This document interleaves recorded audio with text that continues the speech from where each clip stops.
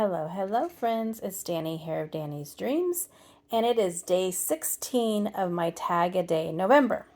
For today's tag, I recently took advantage of a sale at Ink and Splatter and got several things. I am just loving all of their cute stamps and their fun paper packs. I saw they have some stencils too. I haven't gotten those yet, but give me time.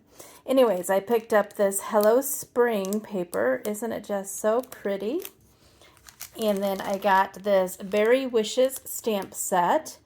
I didn't know what exactly I was going to do, so I had some extra flowers, so I put them back in there for the next time. So adorable. And then for my tag, I used the Sunny Studio Mini Matte and Tag Die 1. This one right here. Still loving these Sunny Studio tag dies. And then there is my tag for today. Isn't she just the sweetest? And just that soft pattern paper. There's the back. I just love how she turned out. Just so cute and sweet. And I can't wait to use that stamp set some more. Plus some of the others that I got.